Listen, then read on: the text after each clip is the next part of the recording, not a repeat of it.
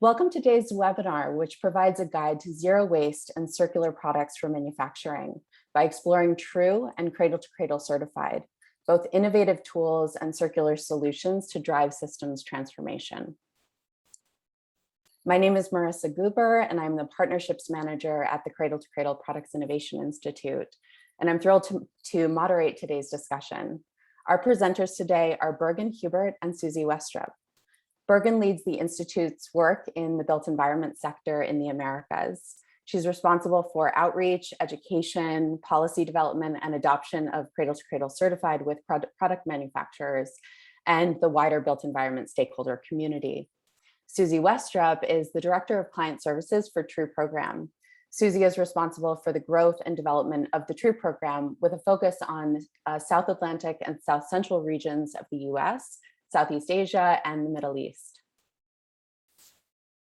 The learning objectives for today's webinar are to describe how Cradle to Cradle certified fits into the circular economy, understand the 5 standard categories of Cradle to Cradle certified and their holistic approach to circularity, understand how TRUE certification of facilities, events, and construction projects supports a circular economy, identify TRUE program components which support and sustain circular principles and zero waste performance. And lastly, recall best practice examples in circularity under Cradle to Cradle certified and TRUE certified projects. So we wanted to start off today by providing some context for this conversation we'll have. The momentum for circular economy goals and exploration is growing in so many different sectors and regions around the world. But even with all of this activity, it's stated in this Global Circularity Gap report that the global economy is currently only 8.6% circular. And just 2 years ago, it was 9.1%.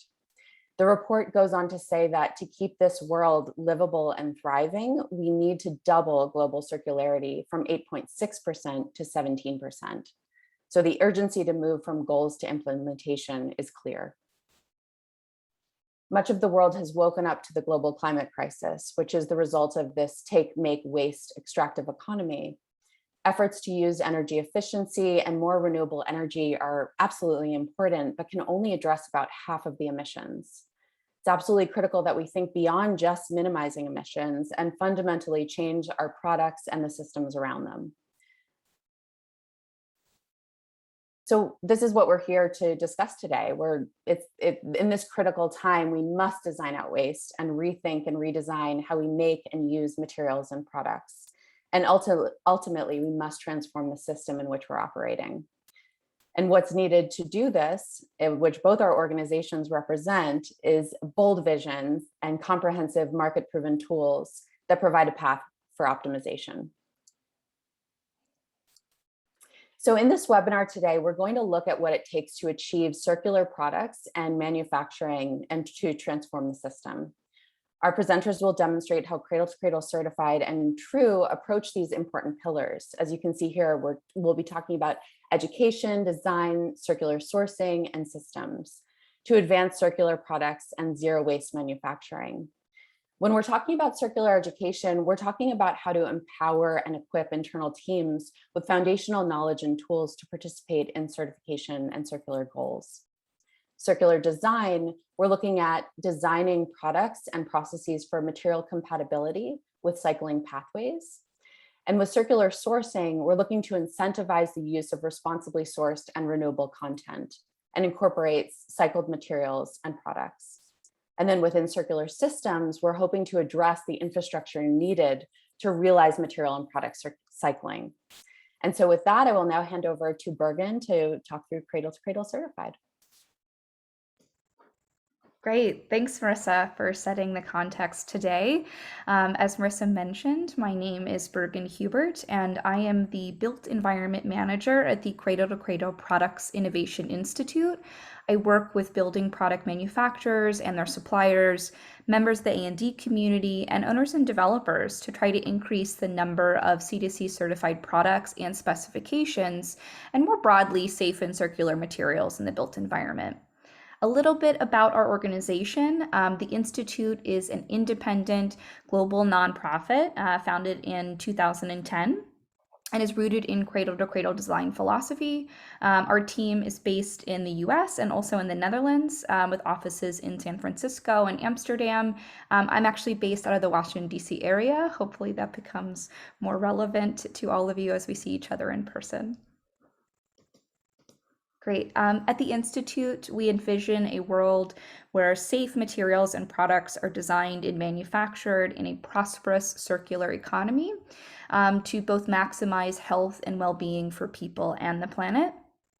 Realizing this vision requires partnering with all of you on the webinar today to demonstrate what is possible if we truly embrace innovation and, take it back to Marissa's point, rethink and redesign the way we make and use products that we depend on.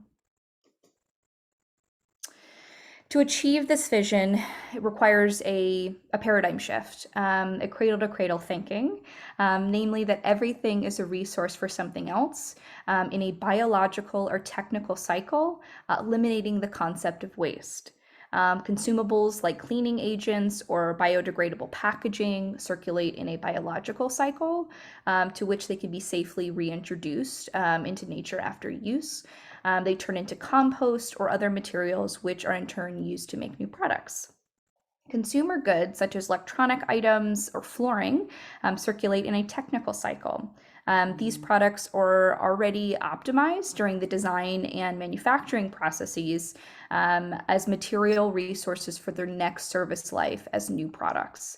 Components can be sorted according to their constituent materials after use and then reintroduced into the technical cycle. So rather than seeking to minimize the harm we inflict, Cradle to Cradle reframes design as a positive regenerative force. This paradigm shift I just outlined reveals opportunities to improve quality, increase value, and hopefully spur innovation, making a positive impact and moving from less bad to more good. It inspires us to constantly seek improvement in our designs and presents an integration of design and science that provides enduring benefits for society.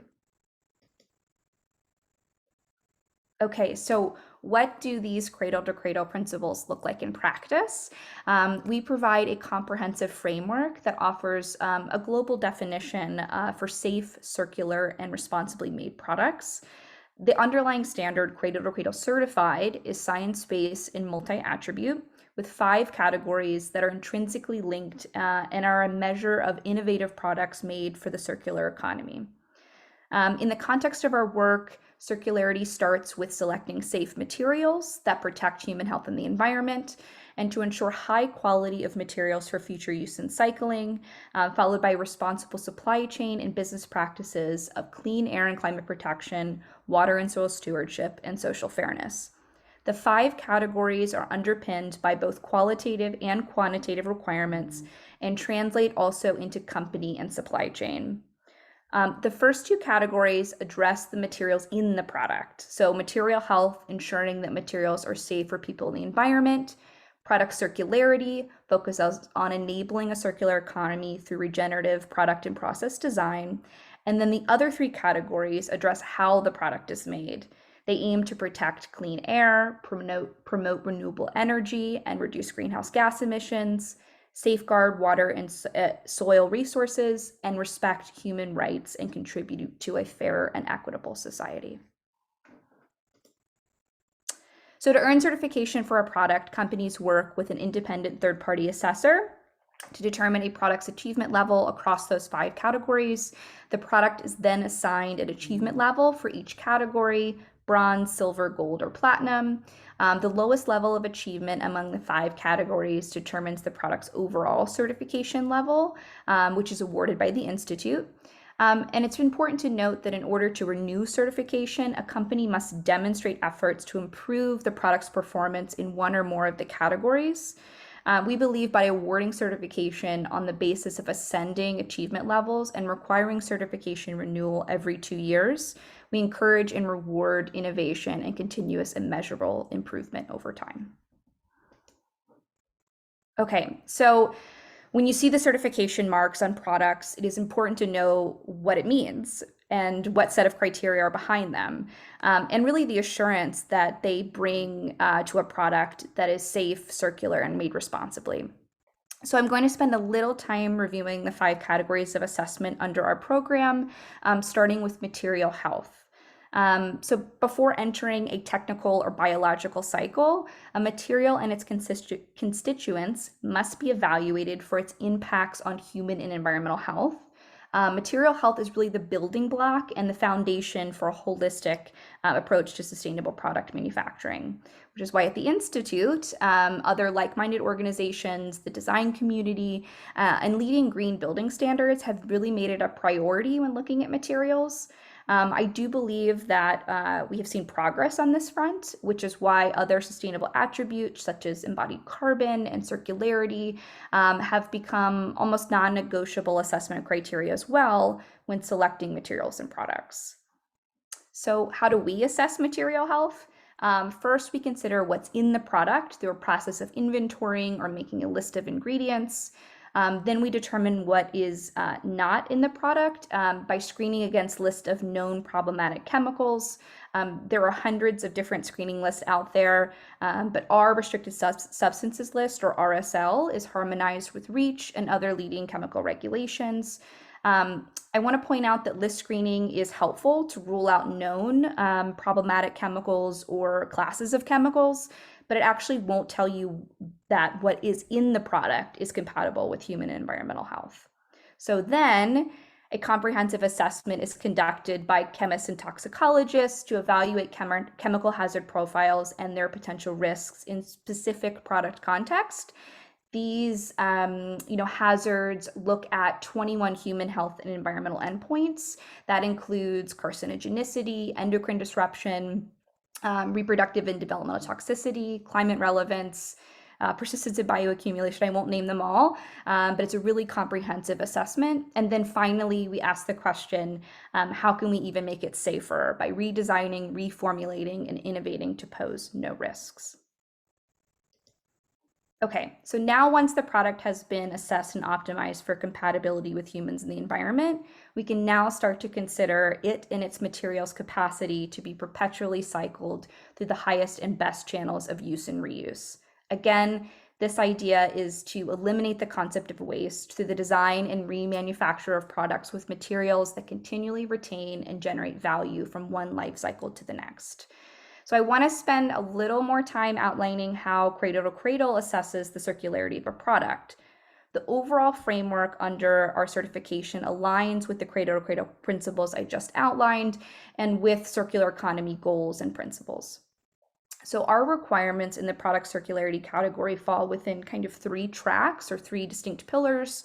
The first one is circular sourcing. This is by incorporating cycled and renewable content into a product, helps close the loop by increasing demand for circularly sourced materials. We developed a framework for increasing the required amount of cycled or renewable content at higher levels of certification. The second pillar is design. Designing materials that are compatible with the intended cycling method, whether that's technical or biological, and designing for easier disassembly. And this increases the likelihood that cycling and such materials will retain their value and move through subsequent cycles of use. And finally, circular systems. By requiring publicly available circularity metrics and information for proper end-of-use handling of the product, this increases the likelihood that the product's materials will actually be cycled and processed for their next cycle of use. The aim of the entire category is to maximize inputs for circular streams, design products with circularity in mind, and ensure product cycling through the development of the appropriate systems. Okay, I'm going to dive a little deeper into the 3 tracks. Let's start with circular sourcing. So circular sourcing is all about incorporating cycled or renewable content, and the amount of cycled and renewable content that needs to be incorporated increases with certification level. The standard includes a set of target percentages by product, material type for each level. The ultimate goal is to show success in incorporating materials from recycling streams and or recycling responsibly sourced renewable content, and to increase the demand for such materials and really close the loop before the product even leaves the factory gate. Okay, moving on to circular design. Again, the intent here is to design the product with cycling in mind by identifying appropriate cycling pathways for the product and its materials, whether that's biological or technical, selecting materials with high cycling capacity and value, and then designing your product to make it compatible with those intended cycling pathways. So if a material is intended for a technical cycle, one or more of these listed cycling pathways must be used, one of which actually has to be recycling, because it is not possible to endlessly reuse and repair. And then if the material is intended for a biological cycle, one or more of these listed cycling pathways must be used, whether that's nutrient extraction, anaerobic digestion, composting, or biodegradation.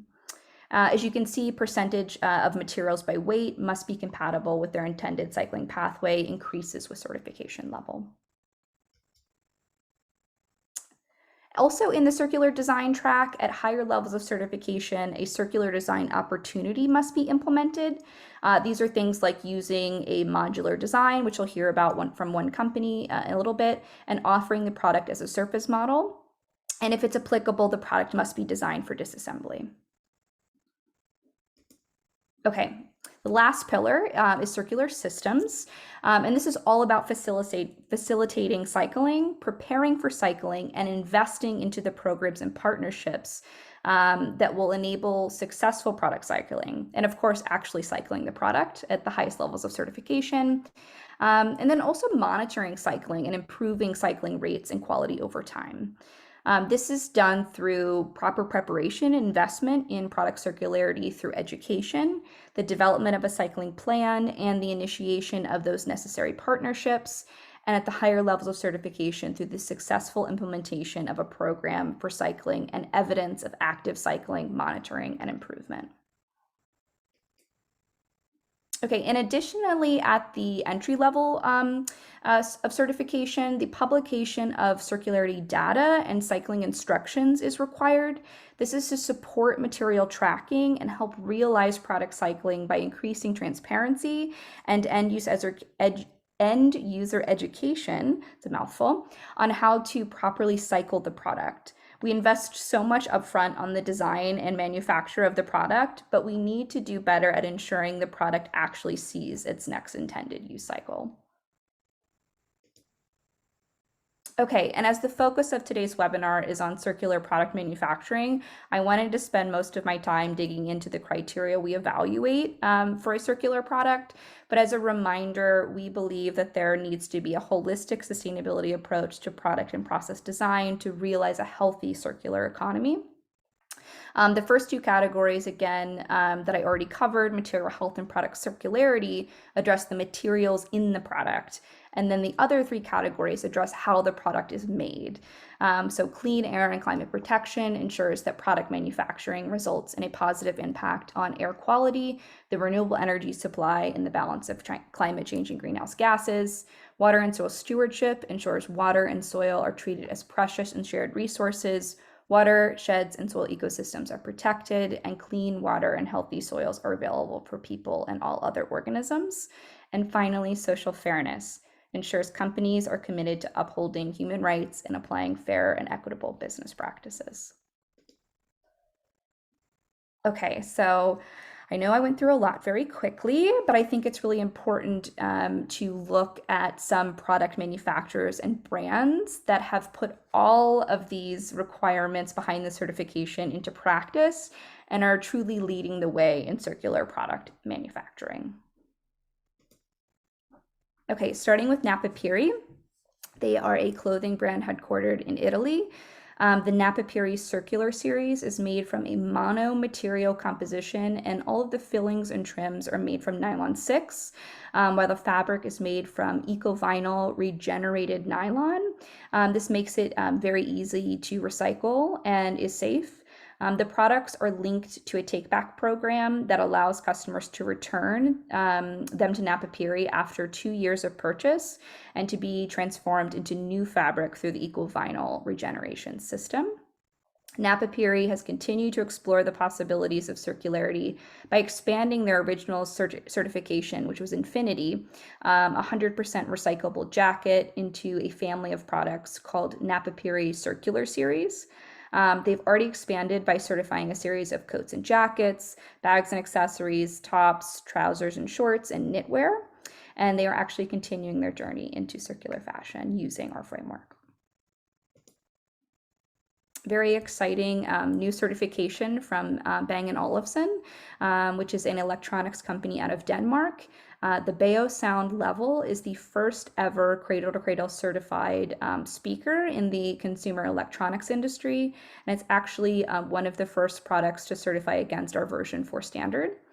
Bang & Olufsen's approach to design is to design replaceable, customizable, and upgradable products. The portable wireless speaker has been built with circularity in mind. This allows for the customer to customize the speaker with new materials and different color configurations. Critical components will be serviceable. It has been built so that it can be easily disassembled to support that technical recycling process. And it's also been designed and manufactured with more than 50% post-consumer recirculated plastic materials, all aimed at reducing waste. Okay, Volt Designs is a very innovative company out of Minnesota here in the United States that makes all-weather outdoor furniture and accessories made all from post-consumer recycled plastic. 85% of their entire portfolio is cradle-to-cradle certified at the silver level. And they attribute their specification at the Google headquarters to their cradle-to-cradle certification as we're recognized within Google's Healthy Materials program. And my last example is Beauty Kitchen. They are a personal care and beauty brand out of the UK. They certify a range of personal care products, including lotions, hand soaps, body oils, and facial skincare. They use sustainably sourced marine extracts, including 2 types of microalgae and seaweeds. This is to renew and protect your skin. They are rapidly renewable and biodegradable and are safe for humans and the environment. And on the packaging and refill side of things, they are making sustainable beauty accessible to all with their return, refill, and repeat program in the UK. This is in partnership with Unilever, and these machines dispense beauty and personal care products and allow customers to even track the history of their refill bottle by scanning a QR code to see how many times it's been refilled. So all of our products are listed on our products registry. There are around 900 certification listings covering over 10,000 individual product variations across a variety of product sectors and categories. Check it out to find even more examples than I highlighted today. Okay, so I wanted to touch briefly on my sector a little bit. The built environment is a very important sector for Cradle to Cradle Certified. And it's really demonstrated leadership in cradle-to-cradle design adoptions. Building materials, interior design, furniture, and office supply actually represent the largest percentage of cradle-to-cradle certified products at 70%. And to support the demand for cradle-to-cradle certified products, we partner with building programs and rating schemes, but specifically in LEED version 4.1. You can see where we're highly recognized. I won't go into each one of these in the sake of time, but I did want to point out that cradle-to-cradle certified products are recognized in the new Circular Products Pilot Credit as a means to demonstrate achievement in its designed for circularity and closed loop product categories. Also, this is where we share recognition with True Certification as their scheme can be used as a way to meet the zero waste manufacturing category of the credit. Okay, so in closing, materials and products are ubiquitous and they are the fabric of our built environment for building materials to interior design. But through the deliberate selection of safe, circular, and responsibly made products, architects, project teams, but also employers, tenants, consumers, all of us can confidently use products that do not pose a risk for human and environmental health, and it's critical for a positive future. And with that, I'm going to pass it off to Susie to talk about how true and zero waste manufacturing is a key part to facilitating this circular future. Thank you so much, Bergen. I love hearing all of the updates about Cradle to Cradle. And I'm sure like many of you on the webinar, I try my best to buy responsible products for myself and for my home. And fortunately, some of these better products are also being manufactured in zero waste facilities certified by True. So for those of you new to the program, True stands for Total Resource Use and Efficiency, which showcases how we seek to instill a more circular economy in which all resources are valued for their highest and best use. Before we go much farther, I want to share how True is just one of the many GBCI programs. So over the last few years, to complement LEAD and ensure that the sustainability movement addresses all areas of the environment, GBCI has focused on embracing the next generation of sustainability programs and has expanded to administer several other project certification and credentialing programs like True. True is the first zero waste certification program dedicated to measuring, improving, and then recognizing zero waste performance by encouraging the adoption of sustainable waste management and reduction practices, which contribute to positive environmental, health, and economic outcomes.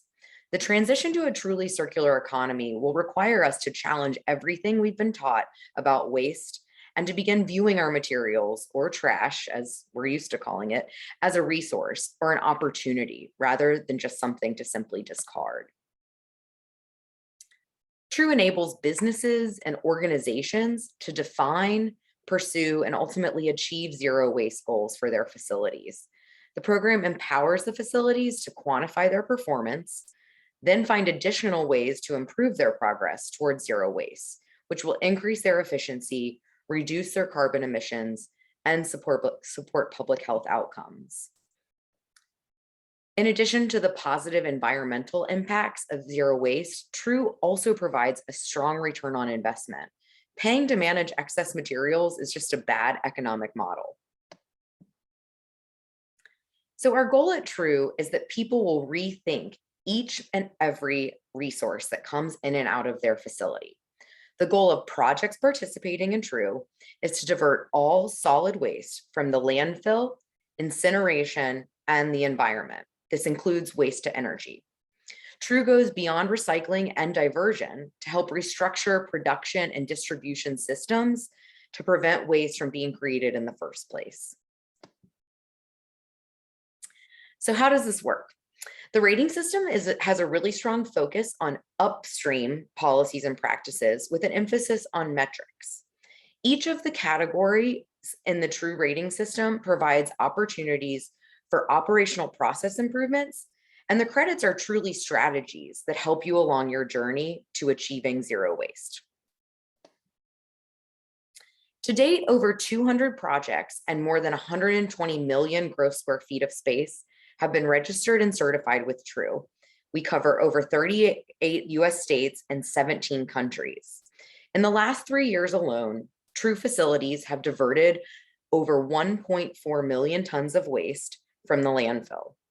At an average cost of $55 a ton for landfill municipal solid waste in the US, this waste diversion represents an estimated potential savings of nearly $80 million, which is a huge benefit to the companies diverting that and to our economy at large as a whole.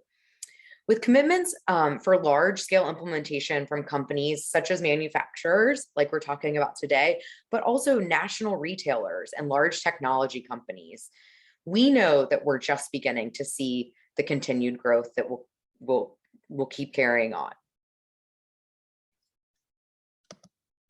There are 15 different categories with a total of 81 points in the True rating system. But today I'd like to highlight those which really relate to the synergistic themes of circularity, circular systems, circular education, circular sourcing, and circular design. The entire True rating system, however, is available for free on our website at true.gbci.org.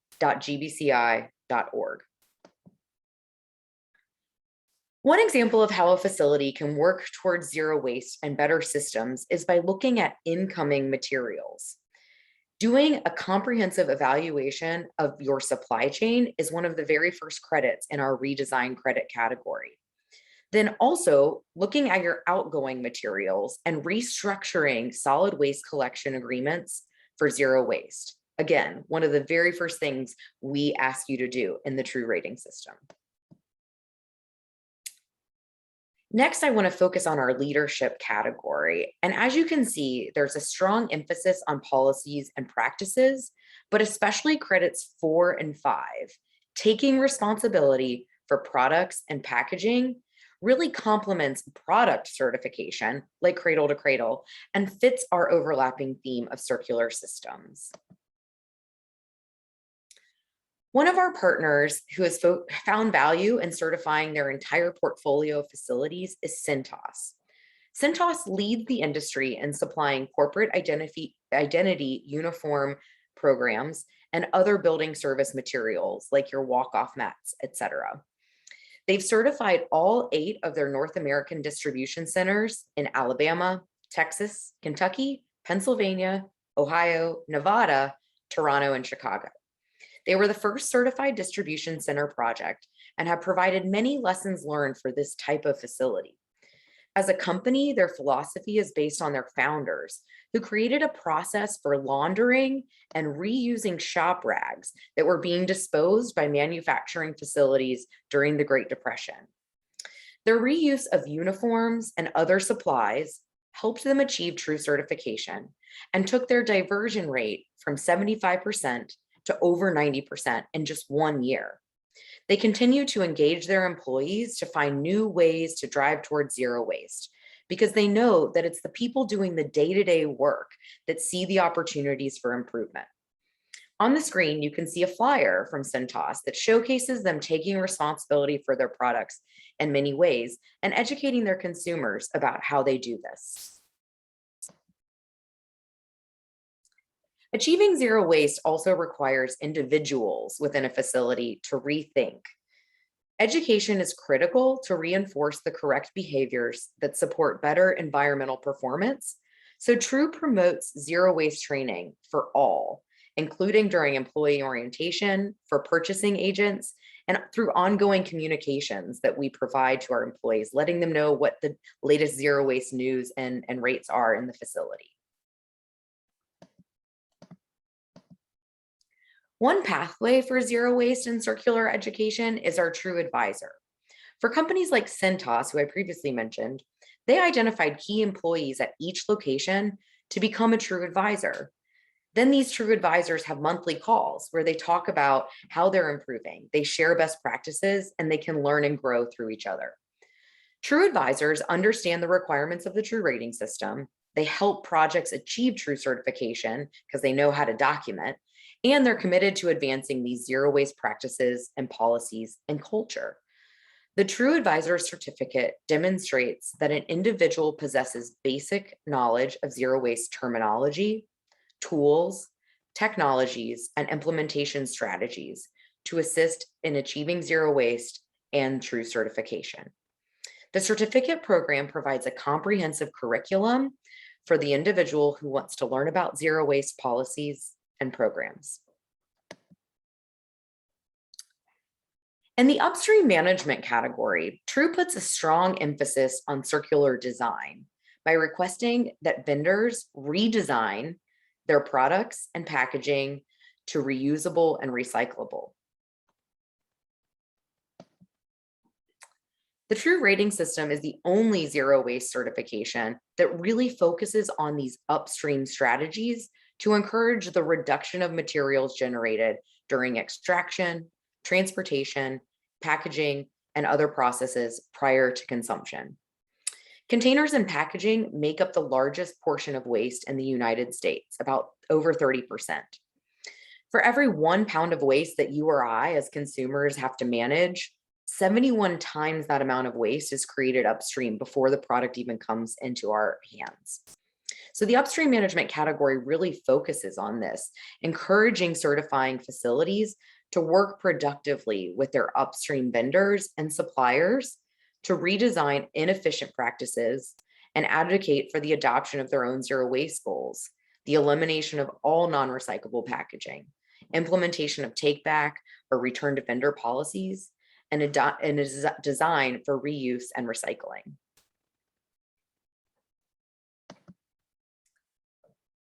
There are 4 credits in our closed loop category. A closed loop system, much like you see in the chasing arrows recycling or in our circular economy definitions, in zero waste terms, it really calls for the conversion of used products back into raw materials. And this then allows for the repeated making or cycling, as you've heard Bergen mention, of the same product over and over again, and then eliminating that need for new virgin resources. The closed loop category encourages a circular system through the implementation of policies and practices to really close this loop or bring these discarded materials back on site. This can be done by purchasing and using products with post-consumer recycled content, such as paper or janitorial supplies. Closing the loop also means keeping discarded materials within the community to support upcycling, reuse, and recycling. Credits in this category encourage sending discarded materials to local markets and then processing centers that are local, then buying those products back. So you're not only creating a closed loop economy globally, but locally where it makes a lot of sense. And then the carbon impact is lower too, because you're keeping the materials from being transported extremely long distances.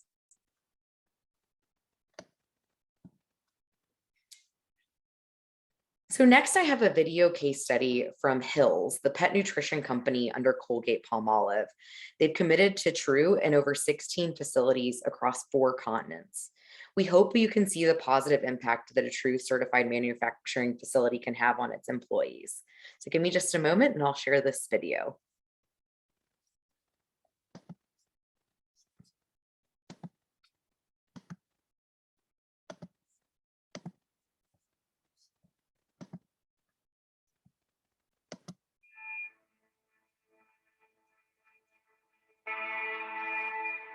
Hills is the pet nutrition category under the parent company of Colgate-Palmolive.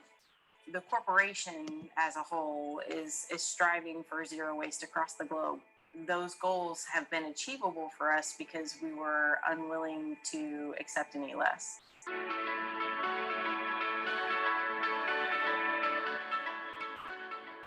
The early days of this initiative was really driven by key influencers within our population that came at it from a place of personal passion. In farm country, you want to take care of the land, to take care of your animals, you want to pass things on to the next generation. Those early influencers were dedicated to including the concept of reducing, reusing, and recycling into our culture. Our team experienced a dumpster dive after we'd already identified most of our sources for recycling. Being able to see piles of trash and mounds out in the parking lot was pretty impactful.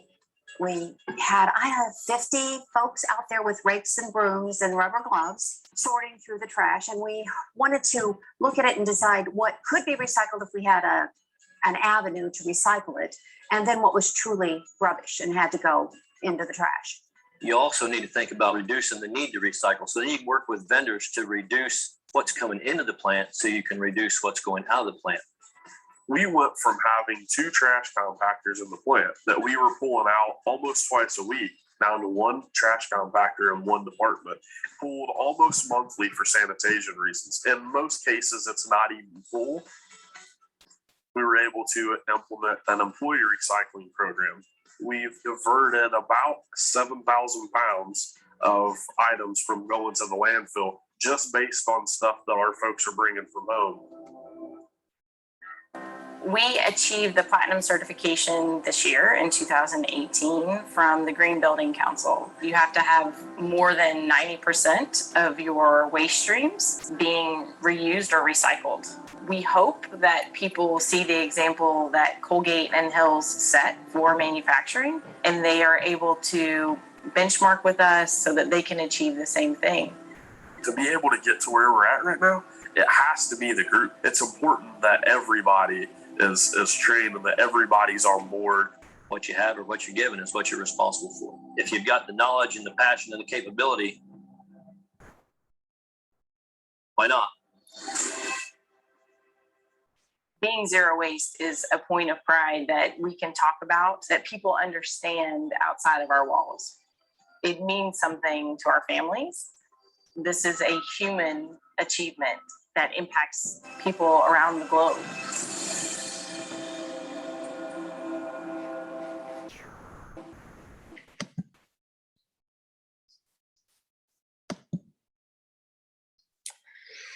So I hope you can all see how the impact of a zero waste manufacturing facility can have that.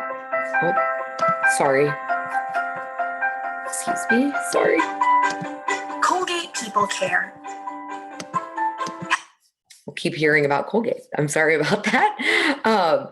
So it's clear that you can see how this not just impacts the material that's leaving the facility, but this whole community. And so I look forward to further discussion and bringing back Marissa and Bergen so we can talk about some of the overlapping and common themes of our programs.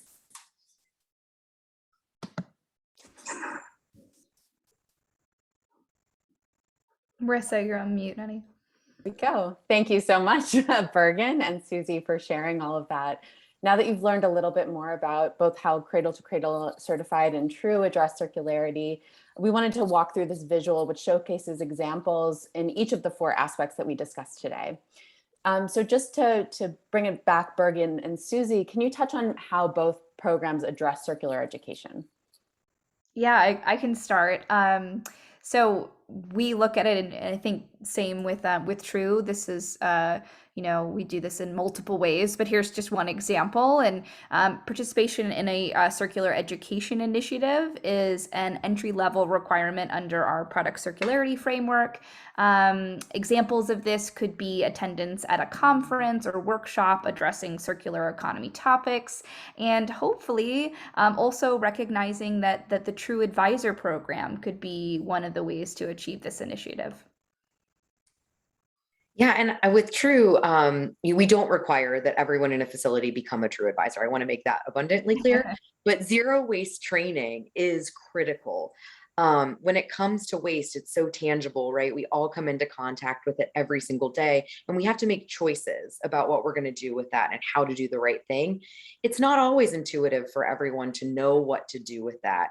So your first day of work at a True certified facility, we want you to have training on at least how to put the scraps from your lunch into the right, containers. If you work in an office setting, what types of papers and where to recycle those, or how to reduce ultimately as well. So employee orientation is one of those examples, but then providing access to all employees as the program evolves and maybe gets even, working towards higher levels of certification and performance. Excellent, great. And then moving on to circular design, can you both speak to that aspect? Yeah, absolutely. So, I touched a lot on this and how critical it is to design with cycling in mind. And designing for disassembly is just one of the many opportunities to realize material recovery and reuse. Yeah, and for us, I think I hit on it a little bit in the presentation, but a single facility, one True facility in the world is not going to achieve circularity, right? Or zero waste for all. But as we collectively have these facilities requesting vendors upstream to be redesigning products for reuse and recycling, that can really make an impact. So a large manufacturer, for instance, might go to a supplier and say, hey, can you redesign this packaging? We're trying to eliminate plastic. And because of the purchasing power that company has, it can then make an impact for the entire market. So that's something we're optimistic about. All about creating those ripples, right? Yeah. Excellent. Great. And then just moving on to circular sourcing here. Bergen, do you want to start? Yeah, absolutely. We have to close the loop. We kind of have to walk the talk. By incorporating cycled content into products, we are increasing the demand for such materials and products. And it also aims to strengthen the systems and infrastructure to support it. We all know that we have some recycling challenges, among other challenges, but I think it's to really walk the talk, and we've embedded that into our framework. Yeah, and the one thing I didn't actually talk about it earlier in my presentation, but that takes some rethinking. You know, in most of our first world lives, we're used to new things, and there is this very much significance placed on that. But True actually in our purchasing policy credits really wants to highlight that used, refurbished, remanufactured goods are just as good, if not better, right? Because you're eliminating that carbon impact of a new material. So we do highlight that, and you know, it sometimes makes people get a little uncomfortable when they first hear they're going to maybe be buying a refurbished computer, but when it works just as well, why not? Absolutely. Great point. And then finally, with circular systems, we'll just crystallize this last point here. Yeah, and I touched on it in the last in circular sourcing, but you know, whether it's municipal recycling or a take back program like Napapiri, there has to be the systems in place to support the circular economy. This shouldn't, you know, only be done through private individual schemes, but through collective, you know, collaboratives and material marketplaces. So I think that it's good that we're having this conversation in this format where there are people from, you know, different scopes, different backgrounds. You know, there needs to be a collective approach and drive to you know, source these types of products and materials. Excellent. Yeah. Great. Go ahead, Susie. Yeah, and for us, you know, upcycling. So we sometimes say downcycling. Like that's what happens when you take a material and you recycle it, and hopefully, right, it gets to the right recycler and the right handler, and it's made completely circular. But what can we do actually to focus on upcycling, where a material actually is then made into something that is more valuable than it once was? So we also want our projects and our facilities to participate in these types of programs, keeping not only materials at, you know, their same value, but maybe even higher. Mm-hmm. Excellent. Thank you both so much. And so now we'll move on to responding to some questions. We talked a lot about synergies between these two frameworks, and we really wanted to hear, again, in your own words, how do zero waste manufacturing relate to circular economy and designing circular products? Well, I'll take this first, Bergen. You can kind of piggyback if you want, but Bergen and I actually had the pleasure of presenting on a recent webinar together, and there was a zero waste circular economy architect on that call, and who's written Zero Waste for Dummies. So highly recommend that to anyone, or I'm sorry, Circular Economy for Dummies. And zero waste is actually the first step that we have to take to get to a circular economy, right? And if any of you have worked in other sustainability attributes, I liken it to, we're not going to get to net zero energy if we don't start with efficiency first, you know? So I think that's a little bit of this pathway to circularity, is that we have to be using our materials most efficiently from the very beginning, and then we'll achieve circularity. Yeah, I couldn't agree more. And I think just to go back to our 3 pillars for circular products and zero waste manufacturing: design, systems, and sourcing. You know, we require for circular products that, you know, cycled content is used, designing for cycling is in mind, and, you know, we create a framework for realizing resource and material reuse. You know, all of these concepts are, you know, aimed at achieving the ultimate goal of a zero waste circular economy, moving from linear or extractive economy to a healthy circular one.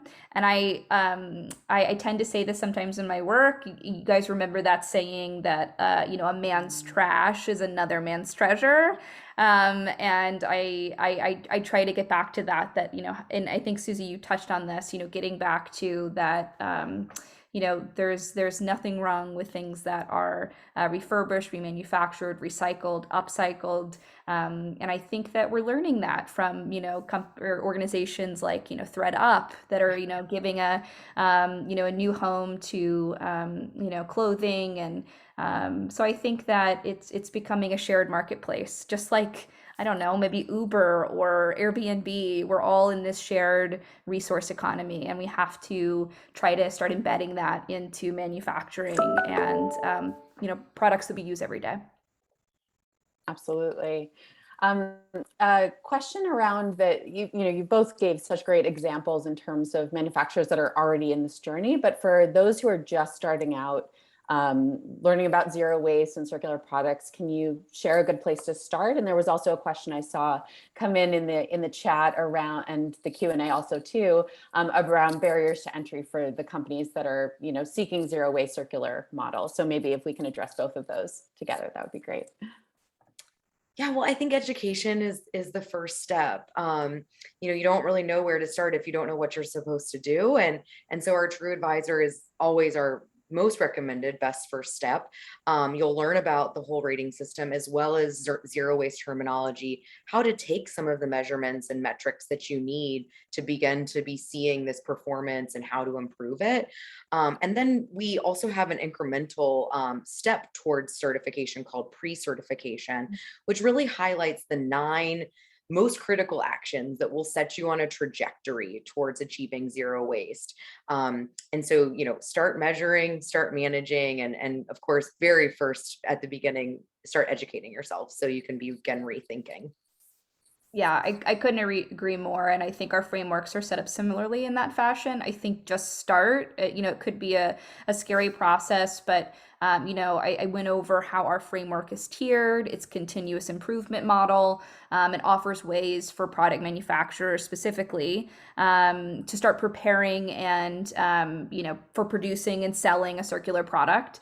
And even if certification isn't in the cards right away or even ever, I would recommend looking at our basic level requirements in circularity as a framework for getting started.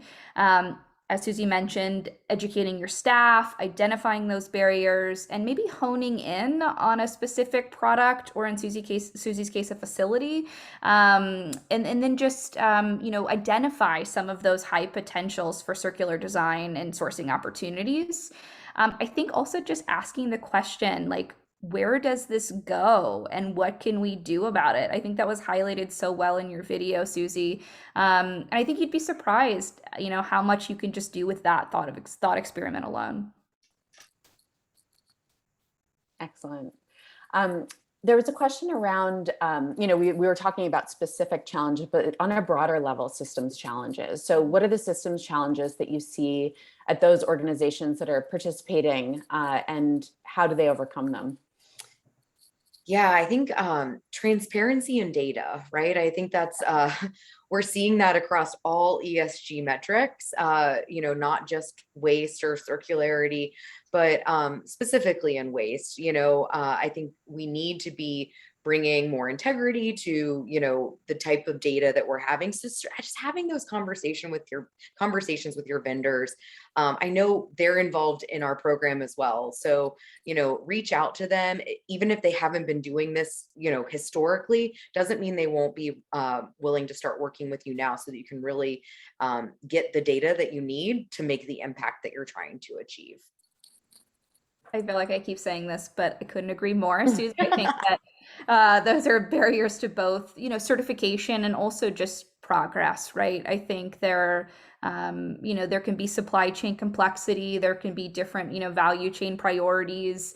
I think specifically if I want to give an example in our framework, there can be legacy chemicals or, legacy ingredients or suppliers that, may be challenging to optimize, for example, for formulation concerns, or, maybe some efficacy concerns as well. So, that's again why there are on-ramps and, tiered approaches to both of our certifications, so hopefully optimization, we know this isn't going to happen overnight. So I think that that's incorporated in both of our frameworks, which I think is absolutely necessary to drive change. If it's not achievable or digestible by our markets, then it's not going to work. So I think that that's the good part about our frameworks. I think even to give a specific example, I think some of those circular systems is going to be a challenge for all of us to overcome. And, we offer a user guidance in addition to our standard, which helps outline some of these best practices. So you say, okay, great, I'm a flooring manufacturer. How do I institute a take back program, or how do I find, somebody to use my materials when I'm done with it, if I'm not going to use it back into my stream. So I think it's going to be a work in progress, and we hope to identify some of those best practices at the Institute, but also collaborate with others to identify some of these best practices. So check out our user guidance, but also that's why these forums are so important, to talk about the work that we're doing together and try to solve some of these things on webinars. So lots of challenges, but lots of optimism. Yeah, the opportunities are there, and collaboration, it seems to definitely be a major theme in terms of moving forward. We just have a couple minutes left, and we've had a lot of questions come in as well. So I want to make sure we can address some of these. Great question from a furniture designer who's currently working with scaled retailers, wholesalers, and some factories in the US and Southeastern Asia. And Jerry's asked, how can I find new vendors, suppliers to collaborate on new furniture designs to help promote Cradle to Cradle certified and true practices? Wow, that's a good question. I can start from the C2C side and how to identify suppliers. Definitely something we're working on, to be completely transparent, in that a lot of this is, has been deemed proprietary by, other furniture manufacturers. For example, they don't want to give away their suppliers or kind of approved materials or things like that. But we're going to be looking at what we like to call kind of a roadmap to the future and materials for the future. So hopefully we can start identifying on a basic material level, and maybe some, point to some supply chains that you could work with. But that's also the great part of being part of our community. We actually organize, specifically in furniture, I'll talk about how we organize a global built environment user group. So we bring together quarterly, certification holders and like-minded, product manufacturers to talk about some of these system challenges and barriers. So we really like to bring a collaborative approach to all of these, to maybe some, competitors over a long period of time that have never talked to one another about, some of these challenges. So there's work being done, and there are maybe, in the future going to have some approved substances list and things like that to help you identify some suppliers that can then help you on this journey. So I hope that answered your question, but it's definitely, I see that as a barrier, and we're trying to be more collaborative in that regard. And Susie, did you want to? Yeah, I think Bergen really hit some of it on the head. I think also we try to celebrate those that are, working on all parts of this supply chain, right? I think people love to hear about large technology companies and big Fortune 100 companies that achieve true certification, but we also have equally companies you've probably never heard of in the value chain, right? Like packaging companies and chemical, that are trying to do better. And so we do list our projects, those that allow us to, publicly on our website. And so that's one place you can also go, as well as we continue to grow and have more of those vendors or suppliers accessible for you. Yeah, and that just reminded me, just before we move on, that we do what's called a material health certificate. I didn't mention that in my presentation, but that is just a certificate looking at just the material health category. And a lot of companies that utilize that certification are kind of input materials or supply chain vendors that can feed into full certification. So I'd encourage you to check out our registry for material health certificates. So a lot of chemical companies and intermediate materials are listed on there. Excellent. Well, we are now out of time. So I just want to say a big thank you to everyone for your participation today, for many of your great questions, which we didn't get to have enough time to address all of them. A big thank you to our presenters, Bergen and Susie, for sharing your expertise and perspectives. And just a big thank you to everyone. So thank you. Have a wonderful rest of your day, and we look forward to being in touch. Bye-bye. Thanks. Bye. Bye.